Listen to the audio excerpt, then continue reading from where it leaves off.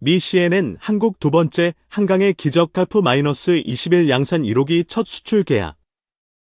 초대형 빅딜 선언.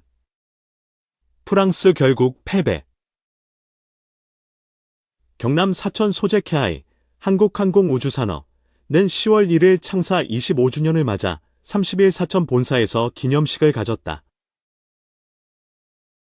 기념식에는 KI 강구영 사장을 비롯해 각 부문별 임직원, 조종사 정비사, 신입사원 등이 참석한 가운데 박동식 사천시장, 차석호 진주시 부시장, 이계훈 박인호 전 공군 참모총장님, 정광선 전 한국형전투기 사업단장, 이상명 전 수리온 드레즈 사업단장, 역대 CEO, 노동조합위원장, 사회이사, 퇴임임원, 주요 고객 등 총 400여 명이 참석하여 자리를 빛냈다. 강구영 사장은 기념사에서 지난 25년간 대내외 고객들의 지원과 응원이 있었기에 글로벌 항공우주 회사로 성장할 수 있었다며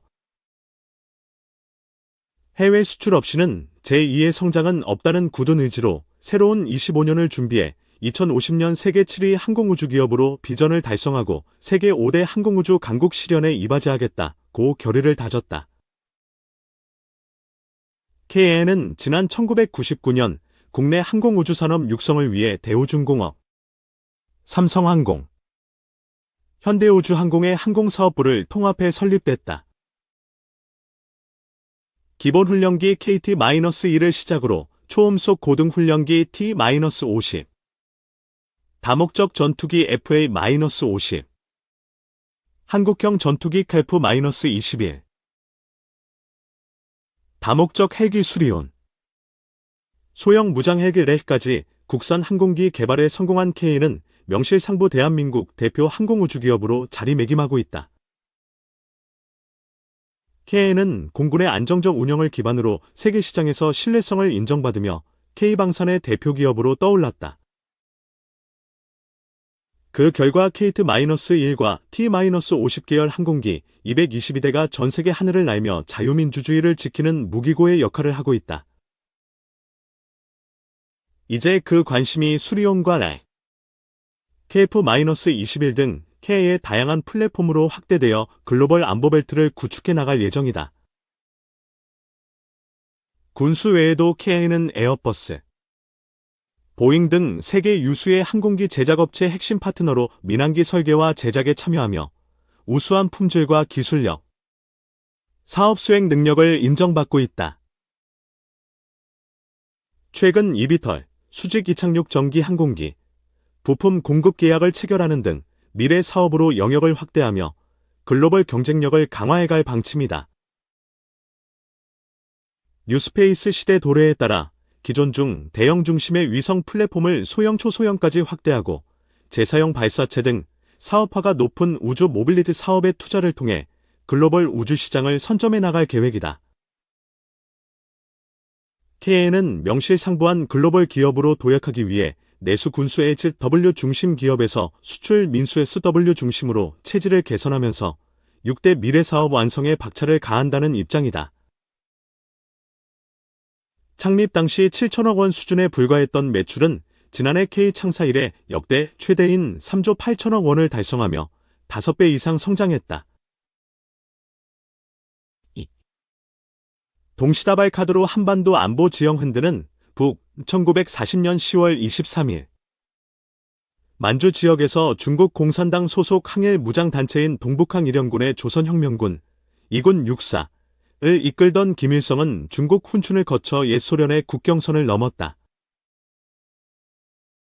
김일성은 자신의 회고록 세기와 더불어 8권에서 국제당, 국제공산당, 이원동, 극동에서 진행하는 회의에 참석하기 위한 차원기라고 썼다.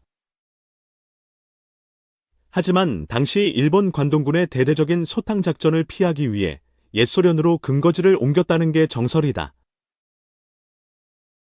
이후 김일성은 일본군의 손이 닿지 않는 하바로프스크 인근의 부야츠크 병영에 머물며 만주를 오가는 방식으로 항일 무장 활동을 하다 해방을 맞았다.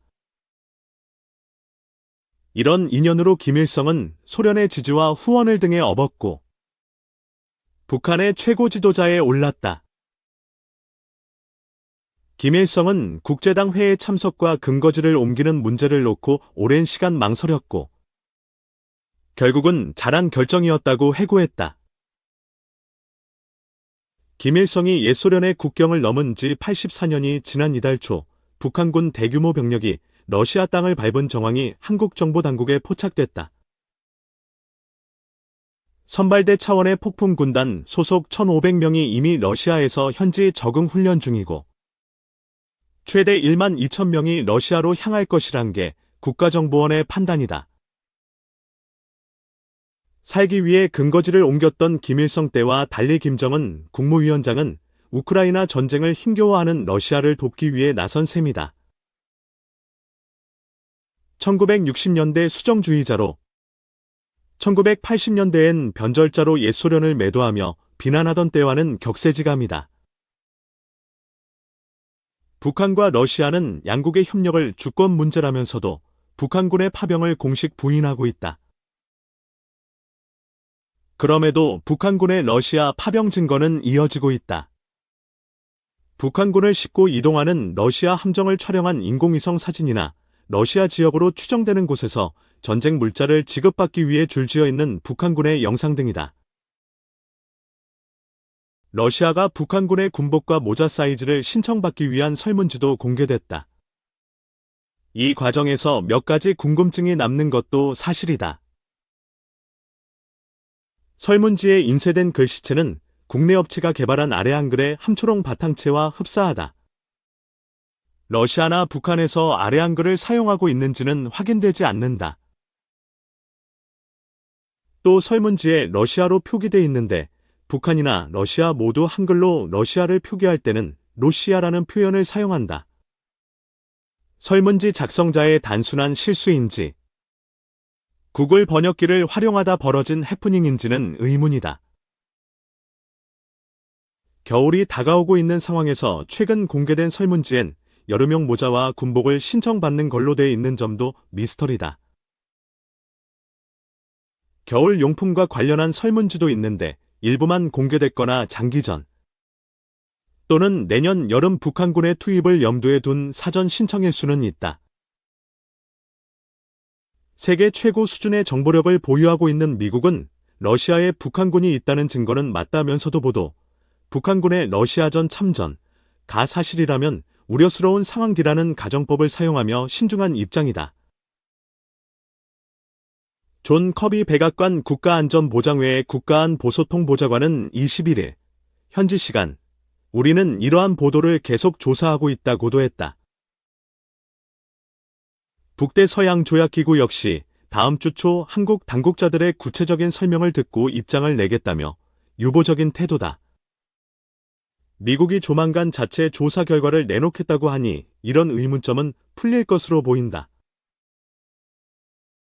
무엇보다 북한군의 파병설이 궁금증을 낳는 건 세계 2위의 군사력을 보유한 러시아가 북한군의 대규모 병력 지원이 필요한가다. 인민사랑을 모토로 내세운 김 위원장 역시 대규모 인명피해가 불가피한 전장에 군인을 몰아넣을 만큼 절실한지도 납득하기 어렵다. 국방정보본부는 북한이 200여 개의 군수공장을 풀 가동하고 있는 것으로 보고 있다. 이런 움직임이 러시아 수출용 무기 제조라면 북한은 이미 전쟁 특수를 누리고 있는 셈이다. 북한은 베트남 전쟁과 용키르프 전쟁, 이집트, 소규모이긴 하지만 조종사 등을 파병한 경험이 있다. 내전이 잦았던 아프리카 국가들에도 군사교관단이나 군사고문단을 보낸 적이 있다. 그럼에도 이번에 국제사회가 북한의 파병을 우려하는 목소리를 내는 건 우크라이나 전쟁을 불법 전쟁으로 규정하고 있기 때문이다. 더구나 유엔 안보리는 북한과의 군사 협력을 금지토록 하고 있는데 유엔 상임이사국인 러시아가 이를 대놓고 위반하는 결과인 것도 이유다. 북한의 러시아 파병은 한반도의 직접적인 위협 요소라는 점에서 남의 일이 아니다. 우크라이나 전쟁은 드론과 스타링크 인공위성을 활용한 현대전이다. 북한이 대규모 피해를 감수하고라도 이런 첨단 전쟁을 치른 경험을 자국의 군사교리에 적용할 경우 한국에겐 위협이 가중될 수밖에 없다. 뿐만 아니라 북한의 이번 참전이 지난 6월 러시아와 맺은 포괄적 전략적 동반자 관계에 관한 조약에 따른 자동 개입 조항의 결과라면 한반도 유사시 러시아군의 자동 참전 명분도 생긴다. 북한군의 파병 대가로 현금이나 첨단 군사기술이 북한으로 흘러갈 경우 대북 제재는 무용지물이 되고 한반도는 걷잡을 수 없는 경랑으로 빠질 수 있다. 정부는 단계적인 대응을 예고했다.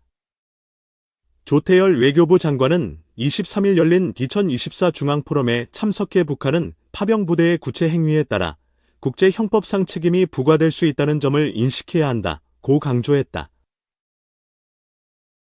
경우에 따라 북한이 신적인 존재로 여기고 있는 김 위원장이 전범이 될 수 있음을 경고한 것이다.